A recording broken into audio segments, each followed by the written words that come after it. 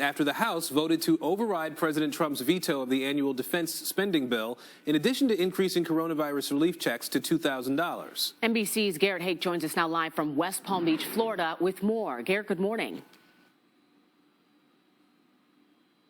Hey, Jimmy, good morning. Yeah, the president's still down here in Florida, but it's a big day in Washington up on Capitol Hill. We had that vote last night in the House, really two significant votes. First, the decision to vote for those $2,000 checks, largely along Democratic lines. Republicans did not go along with the president's demand to increase that money. And then the House also voted to override the president's veto on the national defense bill by a pretty wide margin.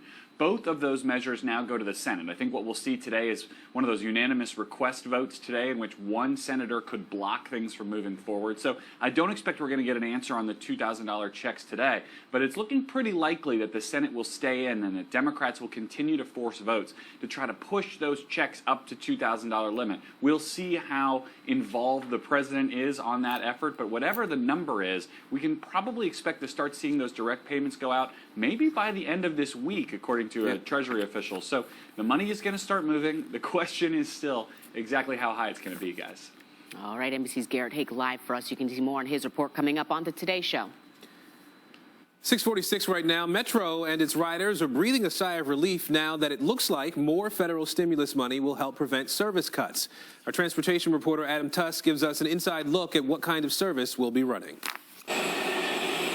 For so many Metro riders, the thought of having service dramatically slashed was too much to take. Remember, Metro was talking about things like stopping rail service on the weekends, one train every 30 minutes, and closing close to 20 stations.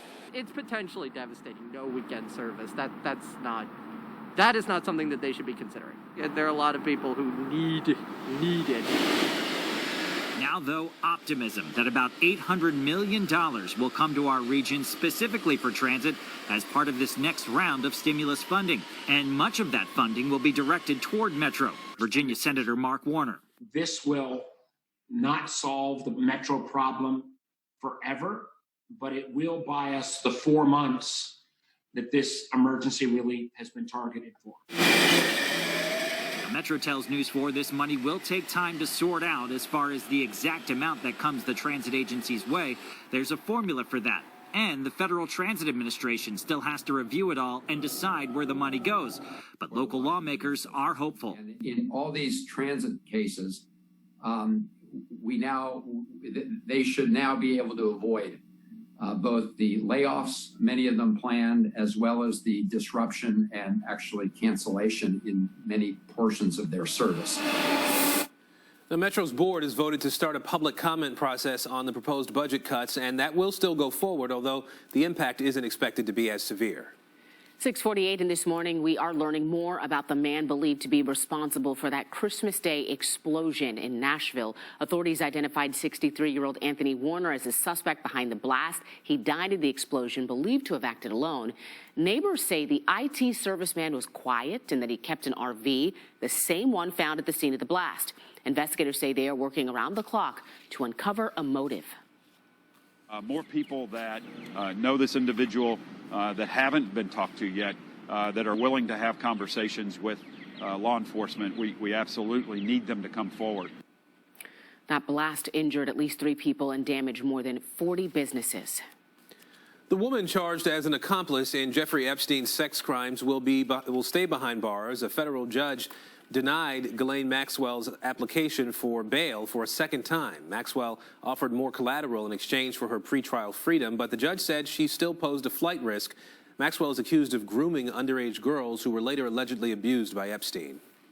A doctor at Walter Reed who publicly criticized President Trump for possibly exposing Secret Service agents to COVID-19 has worked his last day.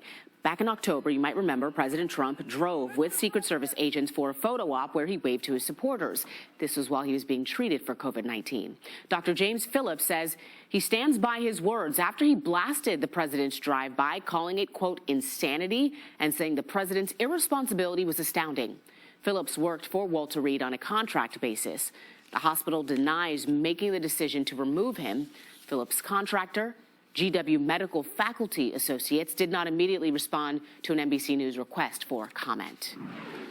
Today, Boeing's 737 MAX jets return to the sky with paying passengers. This is the first time in nearly 2 years that the jet has flown with passengers following 2 deadly crashes in 2019.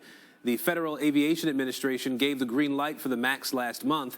American Airlines will use the jet on a round-trip flight from Miami to New York. United and Southwest plan on resuming the use of those planes next year. The Today Show will be on board today's flight. The United States is taking new steps to prevent the spread of a new variant strain of COVID-19 that's spreading across the UK. Airline passengers coming to the U.S. from Britain will now be required to present negative COVID-19 test results before their flight. This follows countries around the globe shutting their borders to the UK last week to stop the spread of this mutated virus. Some encouraging news this morning for a D.C. kindergarten teacher who was on life support after contracting COVID-19. Nilson Oriana has been a D.C. In the hospital since September. His loved ones say the doctors said it was time to take him off life support. But now his foster mother says a hospital priest recently told her that Nilson moved his head when the priest asked if he could pray for him. She says she also got word that her son passed neurological tests, making him a candidate for a lung transplant. A lung transplant is the only way that he's going to survive, and when he's going to be able to walk out of a hospital if he has a new set of lungs. Nilson is a native of El Salvador. His mother says she is grateful to the community for their support and has faith that he will receive that transplant. D.C. officials are taking new steps to stop reckless driving. The district will soon text drivers a warning.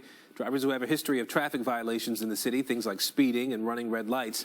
City officials say they hope these tailored messages about the chances of getting into a deadly crash will ultimately keep people from taking risks on the road. The initiative will start next year, and city officials say this is the first of its kind in the nation.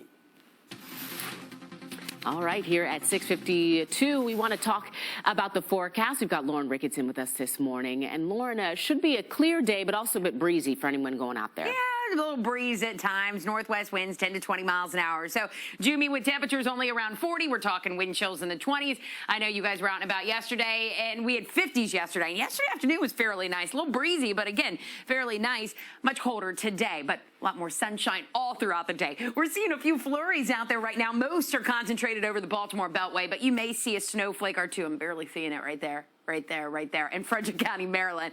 So a snowflake or two.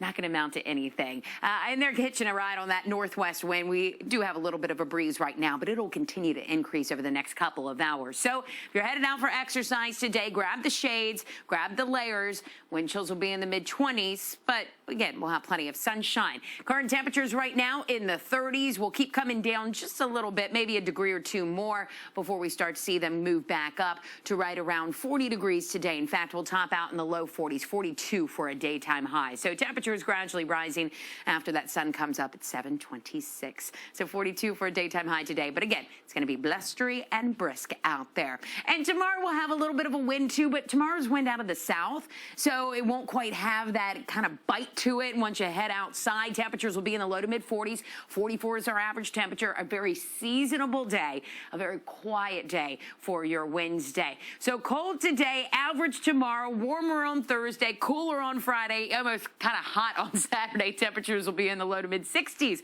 on Saturday. So let's take a look at the changes that we have for New Year's Eve and New Year's Day. New Year's Day, not a washout, a few showers. New Year's Eve, we'll keep a chance of showers around, temperatures in the 40s and 50s. We stay in the 40s on New Year's Day with steady rain, about an inch. Could see some freezing rain north and west of D.C. and also could have some flooding. So here's Thursday at 6:30 in the morning. A few showers. Again, not a washout on your New Year's Eve day. You're going to be able to get out and about. Temperatures will be in the 50s around here, so we are just looking at rain. Then as we continue into that midnight hour, more rain fills in. And then Friday, we are going to have rain steady at times throughout the day. And you can see that pink right there. Look how it disappears as we go through Friday night.